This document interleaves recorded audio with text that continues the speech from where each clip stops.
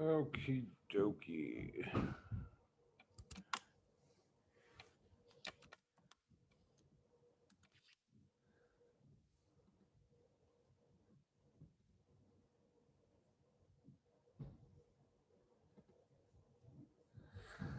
All right, so we were looking at MergeSort. Oh, and by the way, I posted about this, but hopefully we're back to our normal face-to-face, whatever, next week. I'm back on my blood pressure meds now. I had my stress test yesterday, which if any of you have never had that, don't do that. They put you on a treadmill and they tell you to go as fast as you can until you basically black out. And then you have to move over to a table for them to take all these scans of you. But I guess in the end, the good news is they said I'm good. So just whatever. So I expect that my being back on my medicine, I'll be back to normal on. I've actually had to experience that before. It's terrible, isn't it? Indeed. I have no idea why they would put a human being on a treadmill like that. And they have no control. Like they just say, okay, well, we're going to start off slow. Then all of a sudden the thing starts ramping up and going faster. And they're trying to get your heart rate to 150. And that doesn't happen like right away. You know, I had this cardiologist sitting there like coaching me through like how to stay conscious. He's like, breathe through your nose and out through your mouth. Like, you just gotta run on it like you're a hamster. Never tell someone how to breathe. They're just going to freak out more.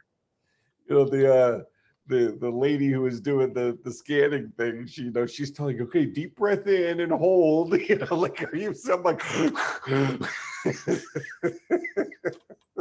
like, you're gonna have to time it, lady. I think I'm at a pretty consistent pace of gasping for air right now.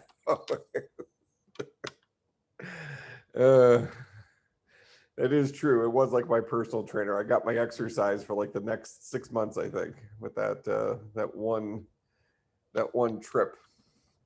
And then I find out afterwards that they have like alternatives for, I guess, like old people. You know, that they just inject you with some medicine that speeds up your heart. Why didn't they do that? I mean, they put an IV in me anyways. They could have just given me the juice. It's terrible. All right, well, let's look at MergeSort. I think for the assignment, you were just supposed to do the splitting, correct? And then have it fill into a list. All right, so let's see where we left off here.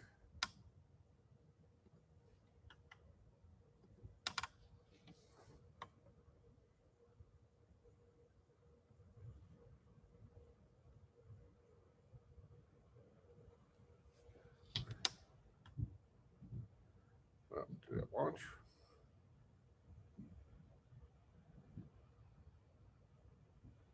There it is. Okay, so there's my numbers, and when we do start MergeSort, we want I wanted you to show the various splits. So we want to see how MergeSort is being called. So we're following that MergeSort rule that says if something is trivially sorted, then we're done. Otherwise, we need to split the collection in half, called on the left half, called on the right half.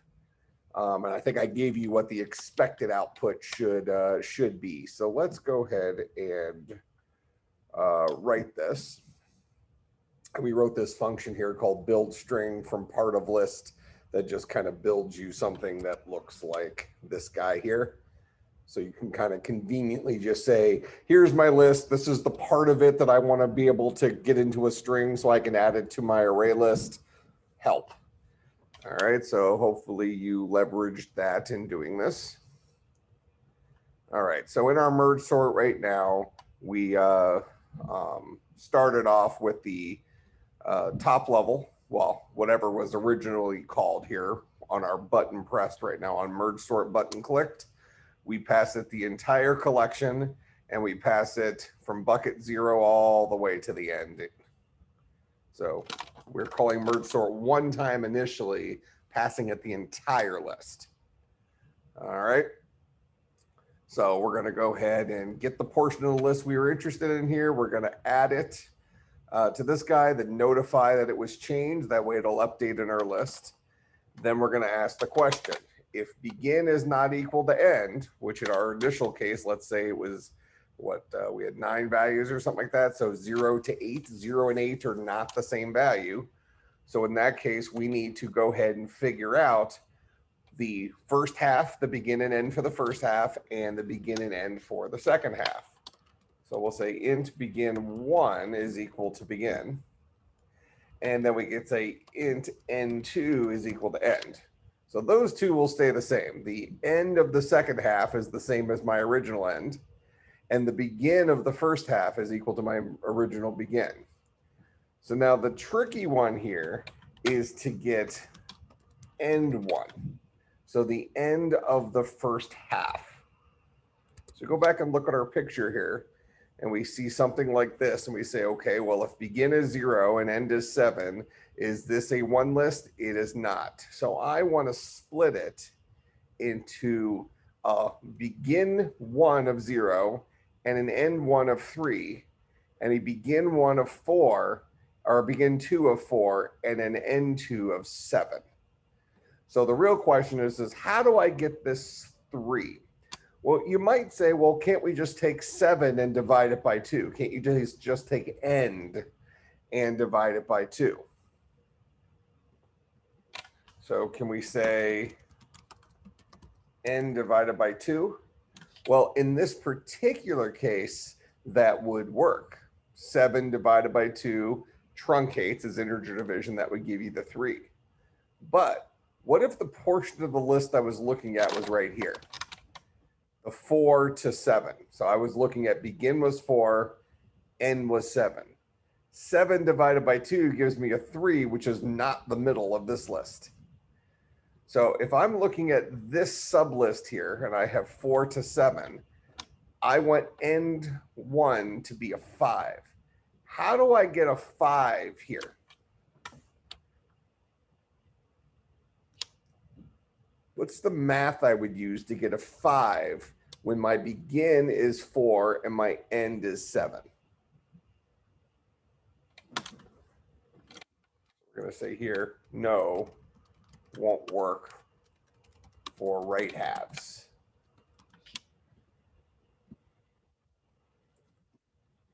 So instead, what we can do is we could say end plus begin divided by 2. So 7 plus 0 is 7 divided by 2 is 3. 7 plus 4 is 11 divided by 2 is 5. Does that make sense? So we take begin plus end divided by 2, and that gets us end 1. Begin plus end divided by 2. And then begin 2 is end 1 plus 1. Just 1 after that. All right. So this is our begin of our first half, begin and end of our first half, and our begin and end of our second half. So then what we do is we call MergeSort on the right, and then we call MergeSort on the left. So we'll say this dot MergeSort. We'll pass the same list to this guy. We'll pass begin 1. We'll pass end 1. And then we'll call MergeSort again, passing it the same list, and begin 2 and end 2.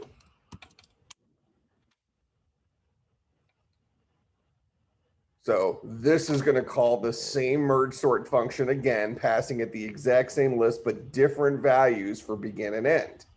What is it going to then do? It's going to build our string from it. It's going to add it to our MergeSort calls, and it's going to update the adapter. It's going to do that over and over and over again until we finally hit a situation where begin is not equal to end.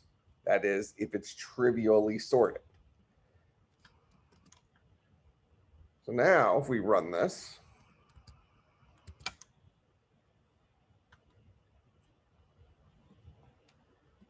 there's your calls to merge sort. So that was the solution to the homework assignment. Now remember, when we talk about recursion, one of the things I mentioned is that sometimes the solutions to recursion can be shockingly short and kind of elegant, because the real magic is in these two calls to merge sort. This second call does not happen until this first call has completely finished. So this guy does what's called blocks. So he keeps us from ever getting to the second thing until he completely returns. So if we go back here and we just go through this, here's my entire list. What was my first call to merge sort? It was the left half of that list. What was the next call to merge sort? It was the left half of that list. What was my next call to merge sort? It was my left half of that list. What was my next call to merge sort? It was my left half of that list. Now, this is a trivially sorted list, so I have no more merge sort calls here. So what was my next call? It was the right half of this list. Then what was my next call? Let's see, why am I getting a 5 and 2 again?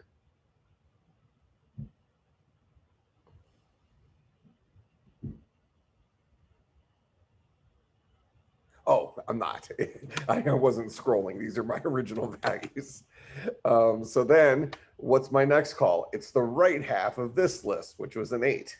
What's my next call? It should be the right half of this list, which is 313 or 313. What's my next call? It should be the left half of this list, which is a 3.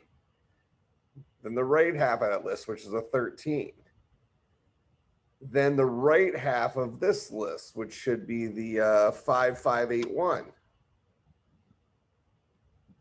Then the left half of that, which is 5, the left half of that, which is 5, the right half of that, which is 5. The right half of this list, which is 8-1, the left half of that, which is 8, the right half of that, which is 1.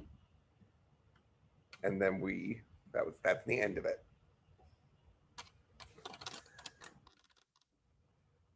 All right, so that was the homework assignment, was to only write this code right here. And I suspect that you found it pretty challenging, because as easy as this maybe looks, and as much as we talked about that it's actually two separate calls to merge sort, recursion is typically a very uncomfortable thing for inexperienced programmers. All right, so I would expect that most of you found this fairly complex, and we haven't even done the sorting part yet. All right, so the real magic here, the difficult part here, was this piece right here, making sure that you were able to correctly identify the end of the first half and the beginning of the second half. So it's this magic right here, begin plus end divided by 2. If you don't do that and you just go out with an n divided by 2, falsely convincing yourself that, oh, well, because that worked for the left half, 7 divided by 2 gets you your 3, and you think, oh, well, that's good, you're going to get some very strange results, because you're not considering that right half where 7 divided by 2 is 3, but that's certainly not the middle of this section here. So that's why you need the begin plus end, which is 11, divided by 2, which gives you the 5. Or begin plus end, which is a 7, divided by 2 gives you a 3, which gives you this. Or the 0 plus the 3 divided by 2 gets you the 1, which gets you this first half. Okay, so it works for all of those different cases. That was the math you needed to figure out.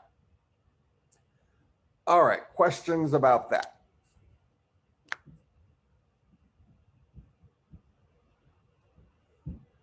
All right, so now that we are able to call merge sort on those different pieces, when we return here,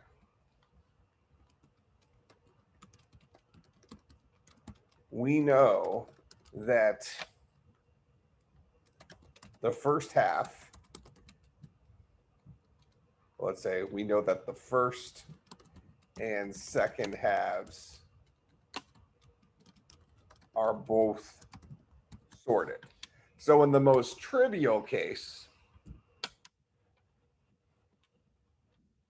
when we got to this 5 and 2, and because begin and end were the same and begin and end were the same, we did not make new merge sort calls. So when we bounced up here, this is after our 2 calls to merge sort. Our first half merge sort call was to this guy.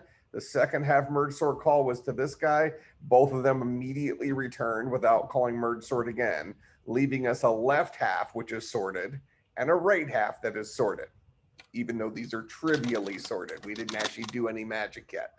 Okay, so this is that rule that merge sort is based on, that you can get things down to a 1 list and then be able to bounce back up. All right, so once we have our left half and our right half sorted, we then need to merge those guys together, which in this case will give us a 2 and a 5 put back into our array. So what we're going to go ahead and do is we're going to write a function for merging. So we'll call this guy private void merge. And he'll go ahead and take in that same array list.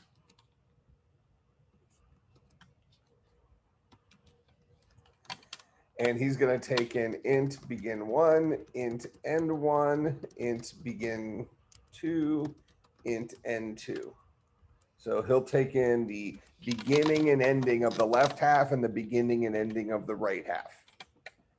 All right. So now, if we go back to our example here, we're going to need a temporary array capable of holding all of these guys. Let me do it here.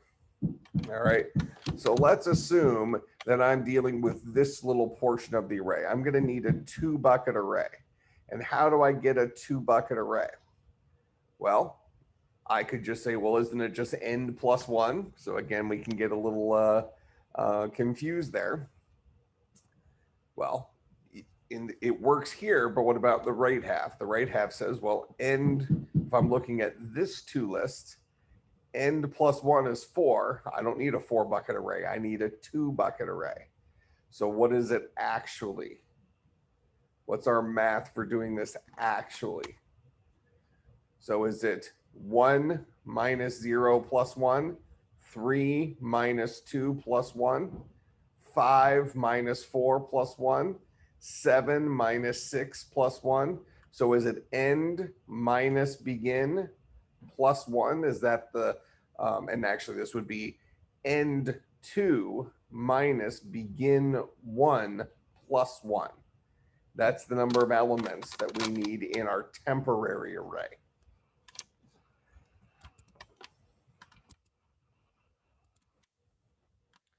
So we'll go ahead and create a, let's see. I can do this in just an integer array. Actually, we're doing strings, right?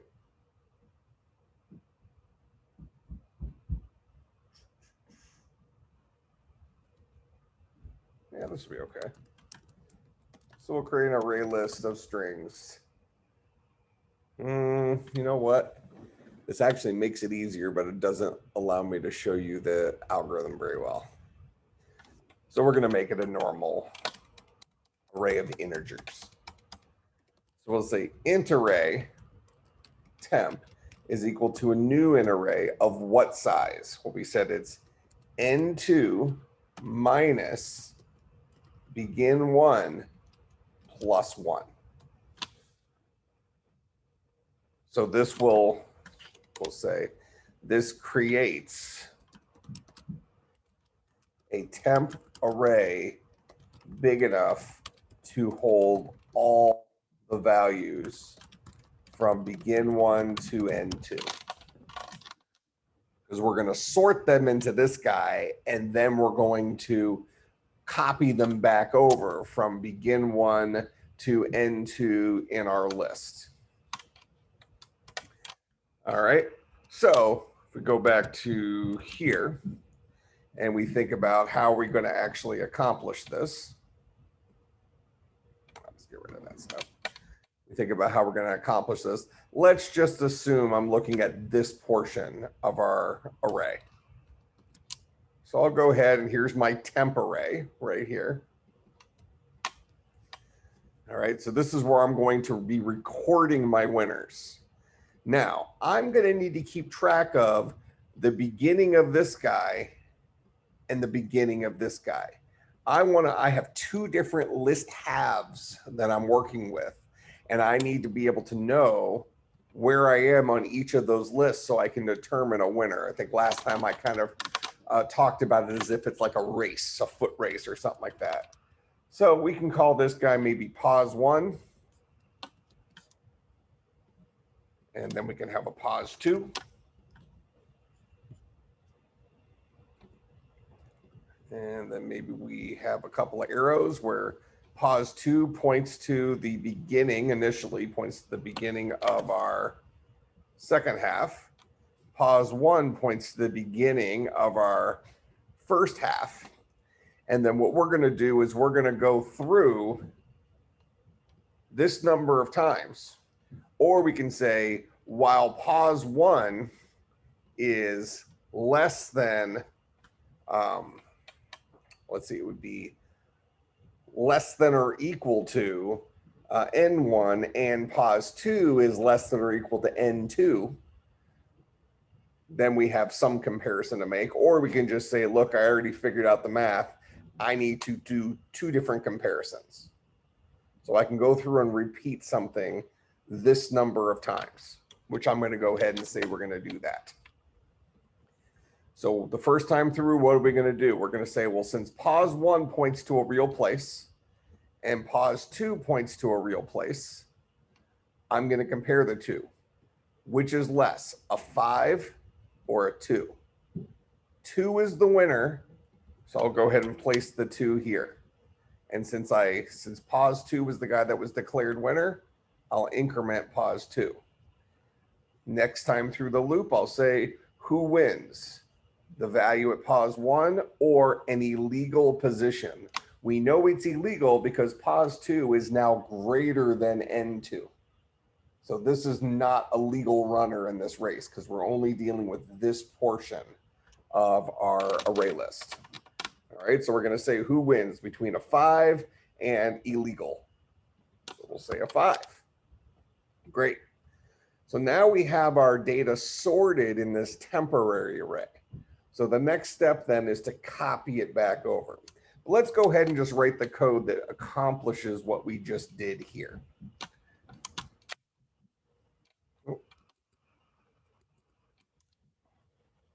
So we have our temporary array. We're going to say for int I is equal to 0, I is less than temp.length, I plus plus. So we're going to do something this number of times. So by our example, we're doing this 2 times. If we were sorting a different part of the array, let's say we were working with this part of the array, then we're going to do it 4 times, right? Because that's the number of things that we're going to be comparing.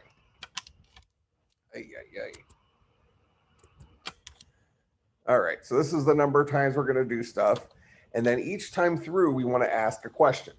We want to say, are both positions currently legal?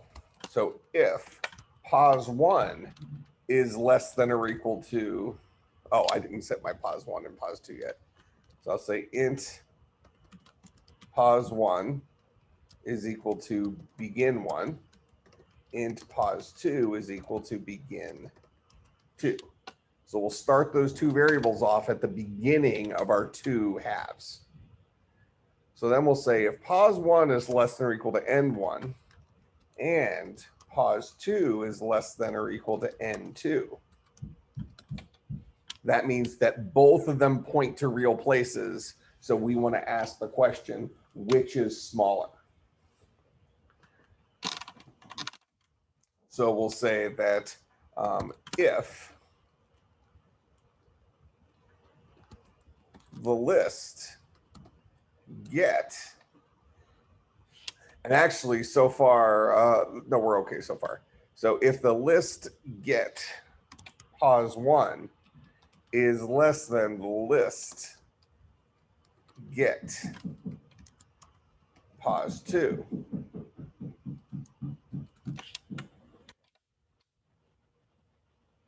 Then we want to do something with these guys. The list. All right. Now, the issue with this right now is when I get a value from the list, it's giving it to me as a string. I really need it as a number. So I'm going to say if integer dot parse int of this guy is less than integer dot parse int of this guy,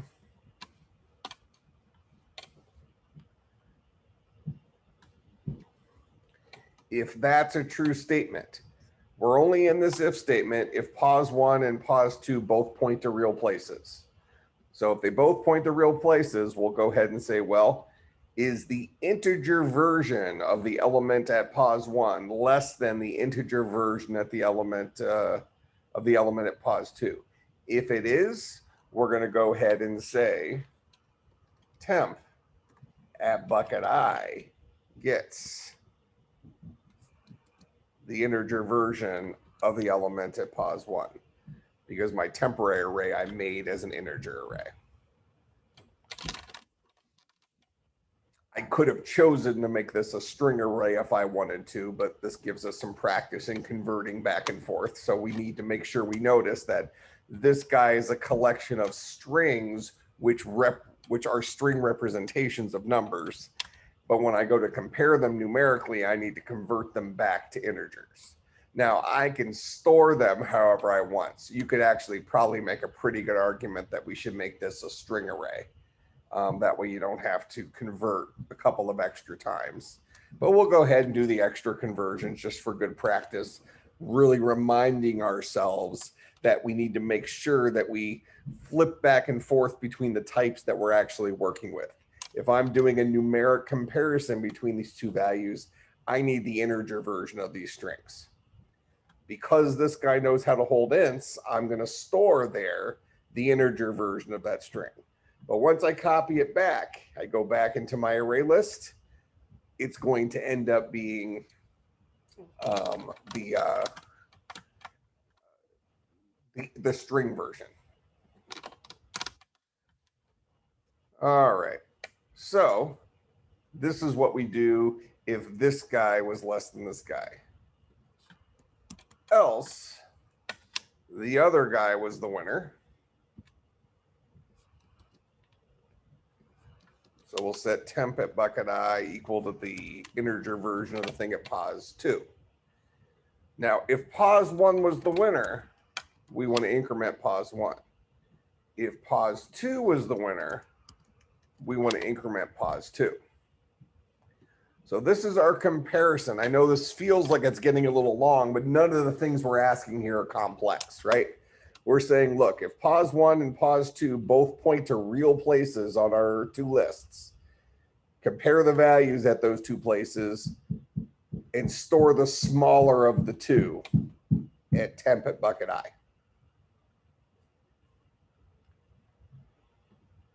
All right. So that's what we do if both are legal places.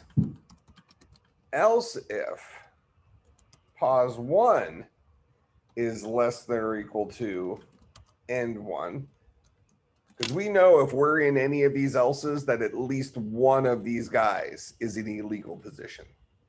So if pos 1 is the legal position, I'll go ahead and declare pos 1 the winner. Else pos 2 must be the legal position. So I'll go ahead and declare pos 2 to be the winner. And we know we're going to repeat all this temp.length number of times, because that's the number of races we need to run in order to declare, give ourselves a pecking order for these guys being sorted.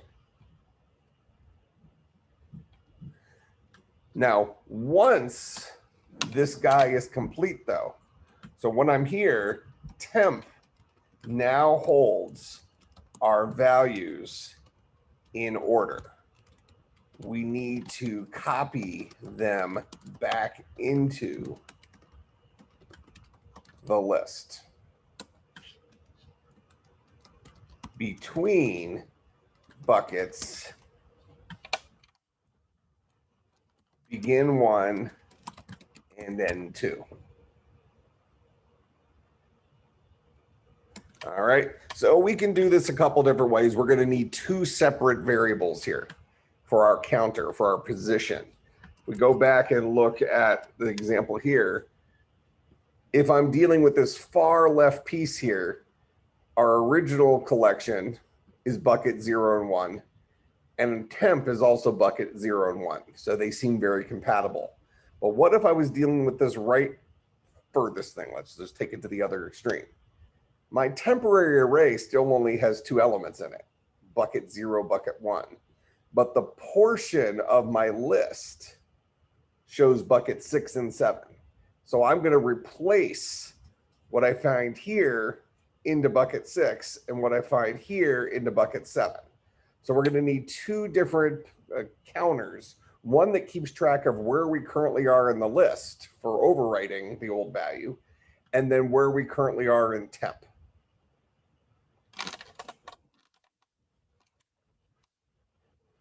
So we'll go ahead and we can do this with a for loop. For loops actually allow you to declare more than one variable, but you can also just give yourself an external counter if you want. You could say something like int the list pause starts off at begin 1. Then we can say for int I is equal to 0, I is less than temp.length I plus plus. So we'll go through every element of temp, and we're going to put the thing we find at bucket I in temp. We want to put the string version of that at position the list pause in the list. So we'll say this dot, actually it's not this dot, it's just the list dot set.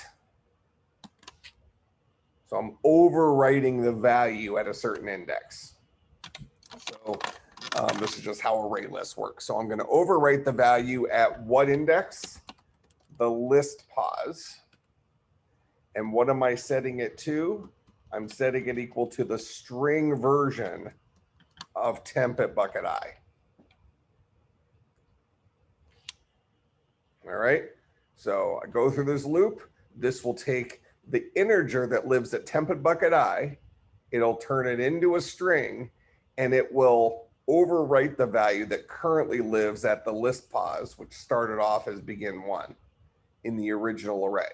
And remember, array lists are passed by address, so this will make the change permanent in memory. Now, I is already being incremented here, but I do need to make sure that I increment my list pause. Like that.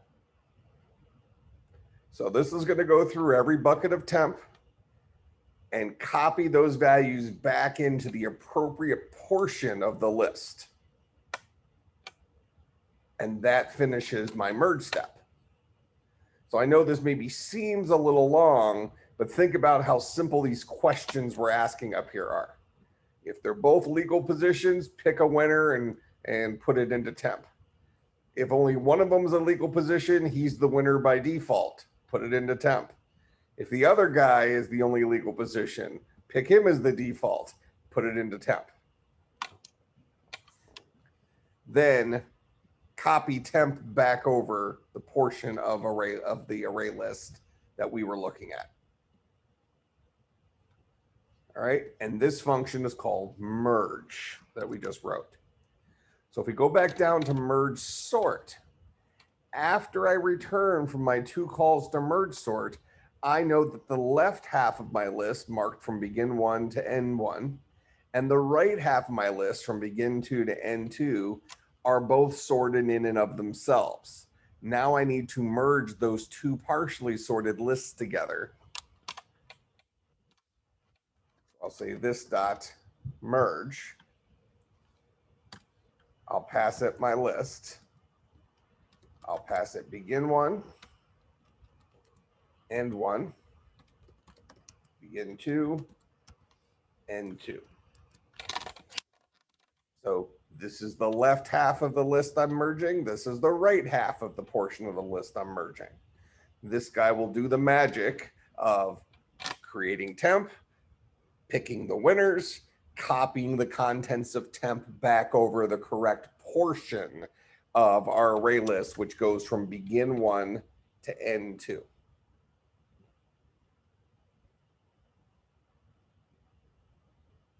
Okay. So now down here, after we call our merge sort, remember, if I go back in here, my list here at the bottom, this guy, remember, he's showing the contents of that list, of the thing called the list that's currently not sorted. So after my merge sort completely finishes, if I refresh this guy, he's going to show me the current contents of the list, which should be now sorted. So after this merge sort returns, I'll say our array list should now be sorted. So this dot, what was it called? The list of numbers adapter dot, what is it? Notify data set changed. So let him know to update his view.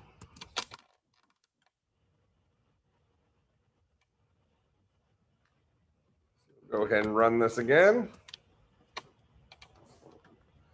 There's my unsorted list. I'll say start merge sort on. So it finished the call to merge sort. Now look at my list down here. It's in order.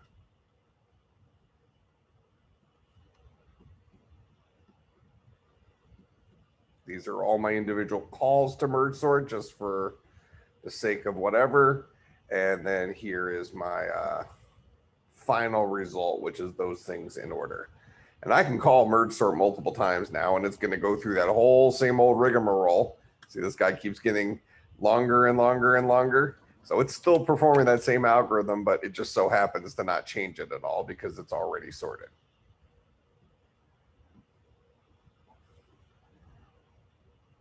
All right, so questions about the stuff we just did there. Now I'll make a couple of comments about this. First of all, understanding recursion is very, very, very important, and it'll also be one of the more difficult things you'll have to do as a computer programmer. It just will take time. When you take the CSC250 class, the programming language theory class, where we write our own programming language, we use a language in there called Scheme, which is a functional language that is a superset of another language called Lisp. And what's nice about Scheme, although this isn't 100% true now because they have some extra special functions written in, but generally speaking, Scheme does not support loops. So you actually have to write everything. Whenever you would normally write a loop, you have to implement it recursively to represent your loops. And that ends up getting you much more familiar with recursion. And when you come out the other end from that class, I think you'll have a much better grasp on recursion. So a couple of things to kind of bank on right now is, like on exams, I'm not going to ask you horribly difficult recursion questions. You should certainly know what recursion is. That is, it's a function that calls itself from within itself. You should be able to do something relatively simple like factorial recursively. All right. But something like MergeSort here, I know maybe I made it look easy, but MergeSort has given students nightmares in the past. All right. So hopefully this past assignment where you just had to do this part felt hard enough for you. And some of you maybe didn't even get it working, because this whole idea of two separate recursive calls is just difficult to wrap your mind around until it's not. And that just comes with repetition and practice with recursion, and eventually it just makes sense. The problem with inexperienced programmers is we typically want to think about what's happening inside rather than what does this function do? The purpose of MergeSort is to sort a portion of the array. This guy, when I call MergeSort, I'm expecting it to sort from this place to this place. So if I'm in here and I say, well, my left half and my right half, well, my left begin and my right end are not the same. So that means I have a left half and I have a right half. If I have a left half I need to sort, what do? I call MergeSort on the left half. That's what I do to sort the left half. If I have a right half that needs to be sorted, what do? Well, I call MergeSort on the right half. That's what MergeSort does. Okay, so these two calls to MergeSort here can be intimidating if you let yourself get caught up in the idea that recursion is scary and things like that. But if you just think about this as a tool you grabbed off the shelf from Home Depot, even though you're the one who wrote the tool, but if you assume this is a tool you grabbed off the shelf at Home Depot and you need to, cut a couple of boards, and if let's say the tool's a saw, if I need to cut the left half of the board, I use the saw on the left half. If I need to cut the right half of the board, I use a saw on the right half. The fact that somebody else made that saw or we built the saw ourselves is insignificant. This is a tool that solves a problem. The particular problem this guy solves is it sorts a portion of an array list. Okay, so I would have expected this to be pretty complex for you, even though it's not very much code. And the merge step here to be, I would say, fairly difficult, even though when you look at it, it's asking a bunch of simple questions, but this guy's more verbose and I think can become more intimidating. So if you look at MergeSort as a whole, it's not difficult to implement at the end of the day. But I think when you're an inexperienced programmer, this is probably pushing your brain kind of to the limits, and it's going to be a fairly intimidating problem. So keep that in mind as you go back and review this, is that this is probably going to be somewhat of a difficult concept to grasp. All right, just so I don't forget. I had a question, Dr. Lewin. Sure, go ahead. So what's the advantage of using MergeSort over like other sorting? Good. I'm about to ask that question. Do you have a suggestion? When might this be good? Yeah, I'm not sure. I was just wondering, like, is the performance better? Because it seems like the logic is way more complex. Okay. I would say the logic isn't necessarily more complex. It's just more uncomfortable. I think that's maybe the more fair way of discussing it.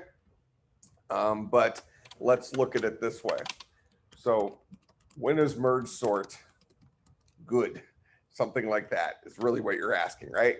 Are we just implementing this kind of, as you said, complex or scary type thing? Are we implementing it just to implement it to be cool or something? The reality is MergeSort is not very efficient on a single processor computer. All right, and I'm going to put a little subnote underneath this, and we talked about this when we talked about recursion, that recursion is short solutions that are relatively high cost in terms of memory usage. So recursion in and of itself kind of allows you, kind of gets you like these sexy solutions to problems at the cost of using a whole bunch of extra memory behind the scenes, because every single time, if we go back here, every single time we call MergeSort, when I call MergeSort right here, I'm putting this entire current call to MergeSort on hold. And I'm pushing it onto something called the stack so that a brand new version of MergeSort can be called. And this current version can't finish until that other one has completely finished. And what does that other one do? Well, he calls MergeSort some more, who then he also calls MergeSort some more, who then also calls MergeSort some more. So at the end of the day, we're basically using all of the system memory up to work on MergeSort. And we would say that if you're on a normal plain Jane computer, let's just go a little bit older, like a single CPU, single core computer, you're using a lot of system memory and you're not able to accomplish more than one thing at a time anyways. All right. Now with that in mind, let's go back here. So we would say this takes up a lot of system memory and is not any faster, since we can still only technically do a single thing at a time per CPU core. All right, that's just the truth. You know, the CPU is our brains of our computer. It knows how to do these magic tricks. And if you have a single core processor, which they don't really make those anymore for general purpose computers, most of your computers today are at least dual core, if not quad core. But even with a quad core processor, you can still only do 4 things simultaneously. Where certainly when we looked at our thing here, we divided up way more than 4 times, even for this very small data set, right? I mean, we didn't have a very big data set here. So we can imagine that your average data set is going to be much larger. All right. So basically, we can say that on any kind of modern computer, this is probably not going to give us that great a performance. But it is very common today for us to have multiple computers work together to solve difficult problems. MergeSort is a divide and conquer based algorithm where we can send portions of our array to different computers to be sorted and then bring them back together for the final merge. When you have that situation, let's say we'll just go off on the other extreme. So let's say that in our case here, how many different calls do we have? Oh, I gotta kind of, since I ran it multiple times, I gotta kind of make it up. 1, 2, 3, 4, 5, 6, 7, 8, 9, 10.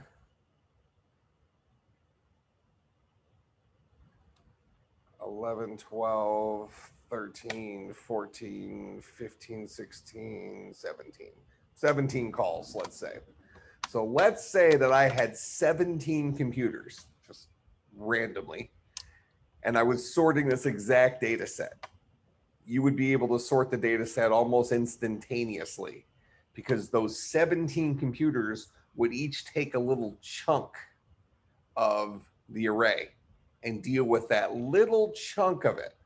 And then only the original computer would take all of those partially sorted things and merge them back together. So you understand kind of the benefit of that? And really where we can, if we want to connect this back to real life,